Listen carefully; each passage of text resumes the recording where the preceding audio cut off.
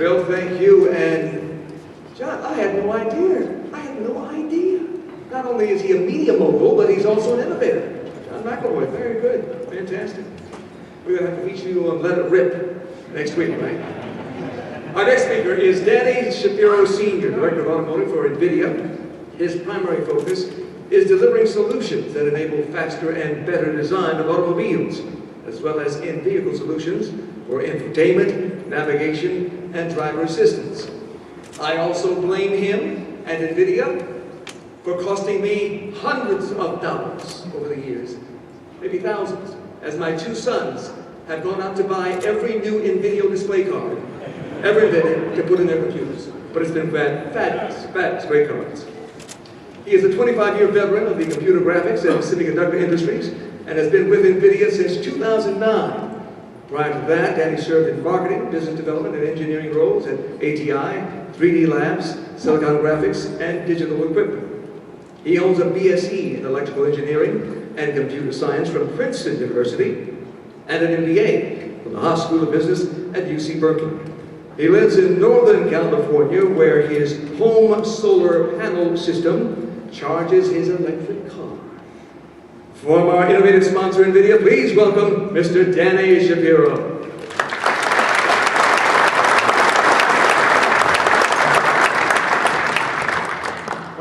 Thank you very much. It's really wonderful to be here. I'm super excited. This is our first time participating in the event, and I can tell it's not going to be the last. One of the things that I'd like to just spend a little bit of time talking to you about is how so many different industries, so many different product lines, so many different markets are really now converging in the automotive space. I spent last week in Las Vegas at the Consumer Electronics Show.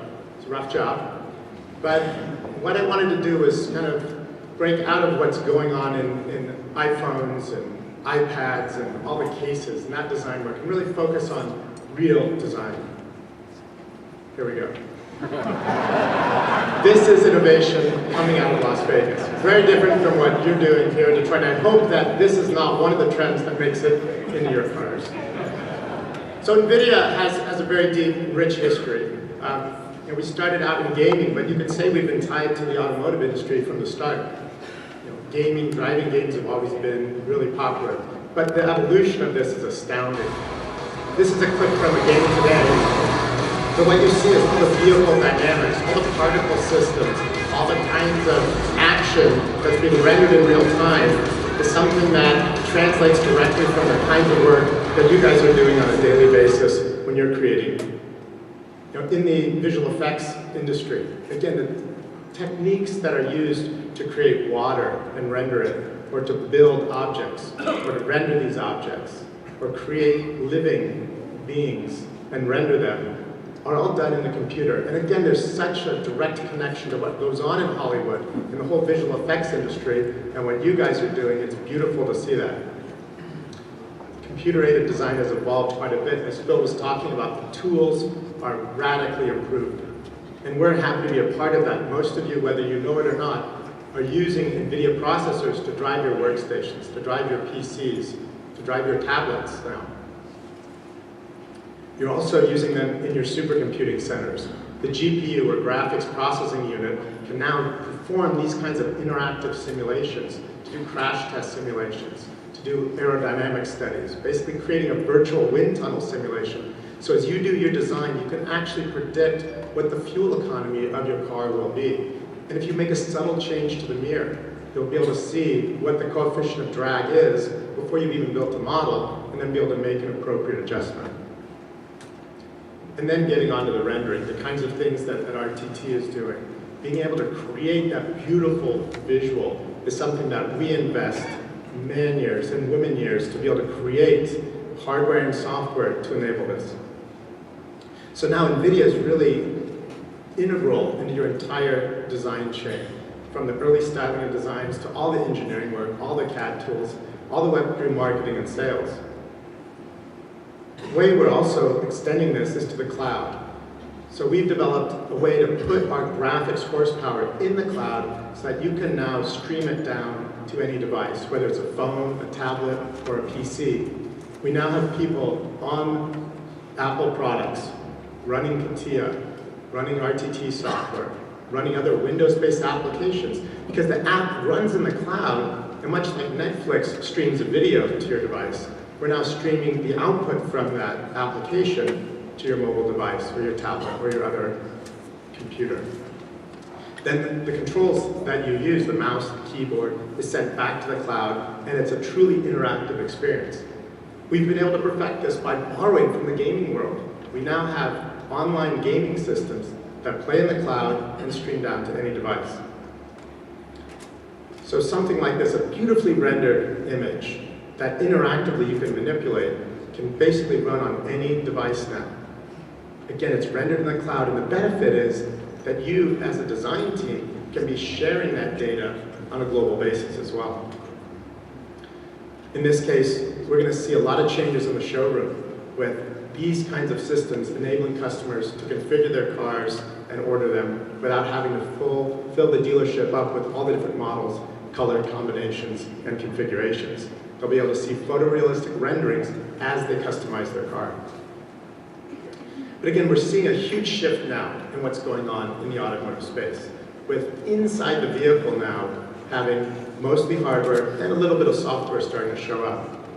As we move forward, we're going to start to increase the amount of software running inside the vehicle, and soon we'll start to see content coming into the vehicle playing a more and more important role. All these things are basically visual applications and are really a reason to move that computing horsepower, the kinds of horsepower that you use in your design workstation, to move it inside the vehicle itself. So as we start talking about more sophisticated navigation systems and all kinds of new apps that are part of your infotainment system, or as the instrument cluster goes digital, again replacing traditional gauges and dials with pixels, to more advanced entertainment systems, more and more processing is required in a car. And the area that I'm super excited about, and we're seeing a lot of development coming out of both Detroit, other automotive centers, and of course Silicon Valley, is the self-driving car. Advanced driver assistance systems are really at the forefront today from a prototype standpoint, but going to move into production, I think, a lot sooner than we believe. So what we've been doing is working with a number of automakers for years, and this is an example of what Audi has done in terms of creating a modular approach so that now they can take technology, like products from NVIDIA, and be able to put it into their cars in a modular fashion, so that the technology from the consumer electronics space has a fast track to get into the car. So this modular approach is going throughout the Volkswagen group, throughout the BMW group, and is also being used by Tesla in their designs. So they've now moved to a very open modular system that they can advance technology very quickly into the cluster and infotainment scenes.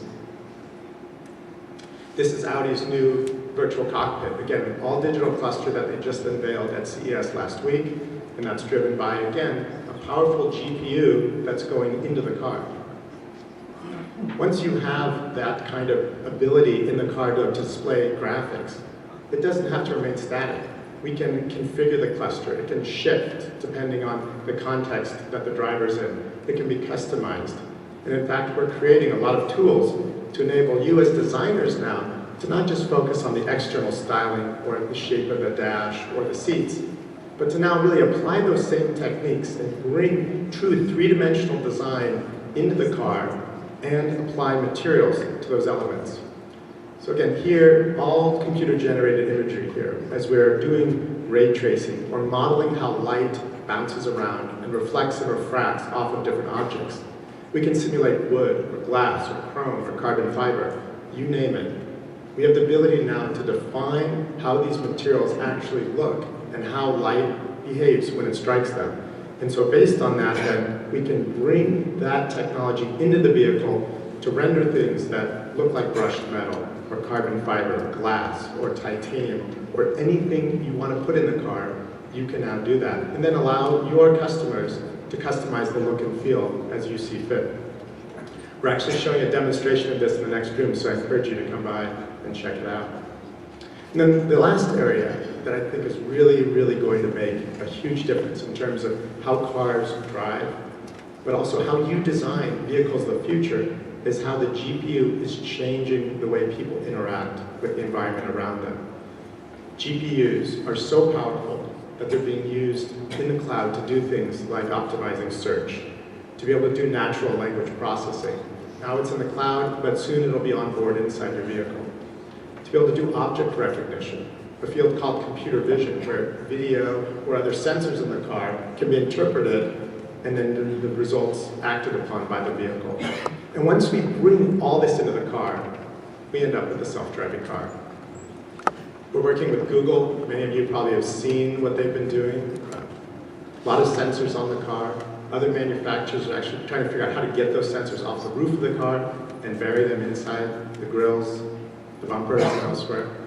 But there's a huge amount of data that gets collected by these sensors. And in order to get to that self-driving car, or in the short term, more of a piloted car, there needs to be a way to process all that information. And all these prototype cars today, basically, their trunks are full of PCs and a lot of GPUs in those PCs. But to be able to get that information processed in an energy-efficient way inside the car and in a small form factor that would actually fit in the car, really is going to require something supernatural. It's as if it would come from out of this world. I don't know how many of you caught this news right before New Year's, but outside of Salinas, California, there was a crop circle discovered. It was on CNN. It kind of went viral. There were people on the local newscasts saying it could be aliens, could be a bunch of high schoolers. Well, actually, it was us. We unveiled last week at CES a brand new processor. This processor is the size of your thumbnail, and it has 192 cores. This is going in phones, it's going in tablets, but more importantly, this is going to bring supercomputing horsepower into the car. By doing that now, we can perform the kinds of necessary algorithms in the car to do pedestrian detection, to monitor the lanes, to do lane departure warnings. The kinds of things that are starting to appear in premium vehicles today, but be able to do it in a programmable way, instead of having to hard code these algorithms into the hardware.